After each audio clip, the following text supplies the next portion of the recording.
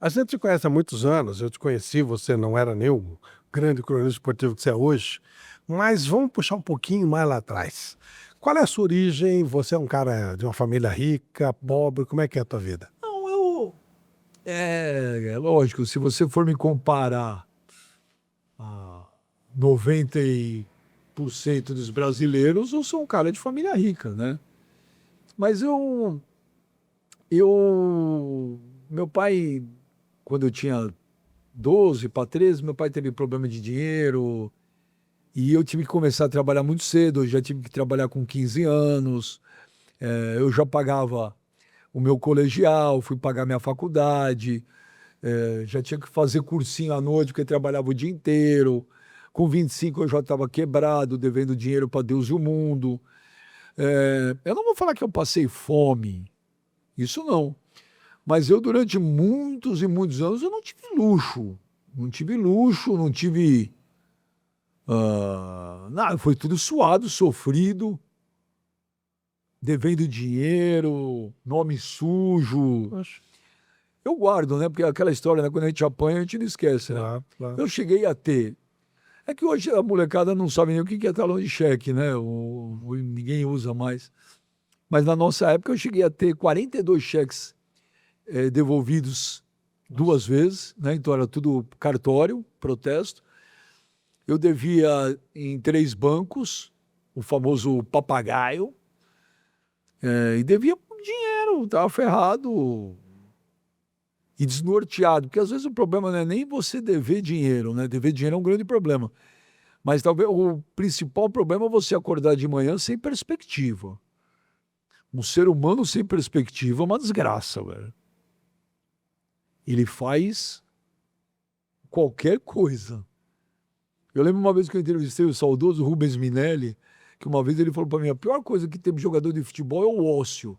Porque você deixa o cara no ócio, a cabeça do cara trabalha. Verdade. E a pior coisa é você ter um cara sem perspectiva, cara. Porque você acorda de manhã e fala, vou para onde? Vou fazer o quê?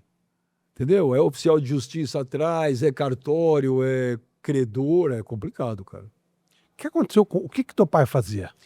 Meu pai era engenheiro eletrotécnico, meu pai quando fugiu da Alemanha, né? Meu pai não conseguiu vir morar no Brasil, meu pai morou muitos anos em La Paz, né? Teu pai fugiu por causa da guerra. Meu pai fugiu por causa da guerra. Meu pai chegou a ver Hitler cara a cara, assim, de perto, coisa de 3 metros, 2 de distância. Nossa, que pena, né? Mas meu pai era muito pequeno, também não Você ainda era bem, né? criança, não ia Porque fazer nada. realmente não era uma das visões mais agradáveis. Não, mas meu pai fugiu da Alemanha às pressas, né, correndo, deixando. Meu pai sempre falava que jogou a chave. Imagina você fechar a tua casa com tudo dentro, jogar a chave no jardim e ir embora, né? E meu pai foi morar na Bolívia, morou muitos anos lá até vir para cá. Então, uma vida difícil, né? De imigrante, fugindo de uma guerra, costumes totalmente diferentes, uma língua, né? Meu pai sempre teve muito sotaque, muita dificuldade. Minha mãe fugiu da Polônia também muito cedo. Minha mãe foi para Belém do Pará.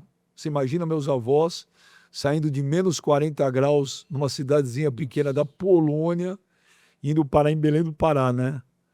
Então foi assim, histórias de imigrantes sofridos, né? Como assim, uma grande parte. E você, eles já eram casados? Não, meus pais foram se conhecer aqui em São Paulo.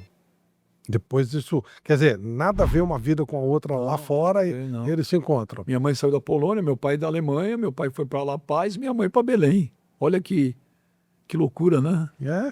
E aí teu pai acerta a vida, ele era já engenheiro lá da Alemanha ou ele se forma Não, aqui? meu pai foi estudar aqui, porque meu pai fugiu também e muito cedo, né? Meu pai fugiu muito cedo e meu pai foi, se eu não me engano, meu pai morou acho que 10 anos ou 11 anos em La Paz, que foi onde deu para ir. E aí depois, aqui, chegando aqui, né, como tudo os anos 50, 60, o Bom Retiro, né? Para quem não é de São Paulo, era um bairro tipicamente judeu, né? Onde a maioria dos imigrantes judeus vinham, era para o Bom Retiro. Hoje já não é mais, hoje é um bairro mais dos coreanos, mas era o Bom Retiro. Então todo mundo que vinha para o Bom Retiro, apesar que minha mãe não veio, minha mãe foi para o Jabaquara. Uma salada, né? O seu pai, ele não era exatamente um comerciante, o Bom Retiro é um bairro de comerciantes. Meu pai não era comerciante, mas o Bom Retiro, pelo fato de ser um bairro da colônia, da comunidade, Facilita, né? facilitava, onde todo mundo tinha o lance de se ajudar, de se conhecer. de um ser judeu, o outro ser judeu, de tentar um ajudar o outro, né? Então meu pai foi para lá. E aí eles se conhecem, então você é o primeiro filho? Eu sou o último, sou o terceiro. Meu pai era um cara muito espirituoso, meu pai era um cara muito sarrista, né? Com todas as dificuldades que passou na vida, mas meu pai era muito um cara divertido. E meu pai sempre falou para mim que eu fui um erro, né, de cálculos. Que eu fui o terceiro lá atrás, né? Era para ser 2 só. Era meu irmão e minha irmã, né? E minha irmã e meu irmão, aí veio eu, né? Então meu pai sempre falava que ele calculou errado. E o que aconteceu que ele ficou com dificuldade? Ah, as coisas da vida. Eu era muito moleque, né, Flávio? Mas coisas da vida, né, cara? É a mesma coisa que eu, pô. Fui fazer um negócio, as coisas deram errado, você perde dinheiro. Você foi empreender. Eu fui empreender. Antes eu já trabalhava, eu precisava trabalhar. Cara, as coisas dão errado, mas é o que eu sempre falo. Eu nunca tive vergonha de falar, porque eu nunca perdi dinheiro em balada, cheirando, bebendo, jogando. Eu perdi dinheiro trabalhando. Cara, as coisas deram errado. O que eu vou fazer? Claro, claro. Tem hora que eu no quesito do errado, eu fui bem. Você fala em 42 cheques, não é isso? 42 cheques para Porque eu tive devolvido 2 vezes 42. 42. E um cara que acordava toda manhã sem perspectiva. Chegou uma época que eu não tinha perspectiva. Como é que você virou esse fio? Olha, quando você está no fundo do poço, as pessoas falam assim: ah, você chegou no fundo do poço, não dá para chegar mais baixo. Dá. Dá. Se você jogar a toalha, Flávio, as coisas não mudam sozinhas.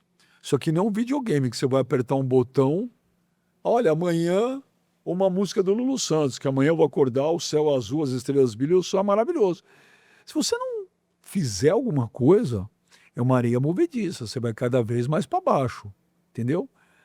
Eu estava numa lama numa areia movediça que eu já tava passando a cabeça. Cara, e eu sempre fui uma pessoa, por mais que tava na merda, mas sempre me relacionei bem, entendeu? Nunca fui pedir dinheiro emprestado para as pessoas, porque quando você está numa situação dessa, Flávio, não adianta a pessoa te emprestar dinheiro. Ela vai te resolver um problema pelos próximos 3 meses. Daqui 3 meses, Flávio, você está devendo tudo de novo. Inclusive para aquela pessoa. Porque você não tem rumo. Mas essa pessoa, quando te empresta, ela sabe que esse dinheiro ela não vai ver mais.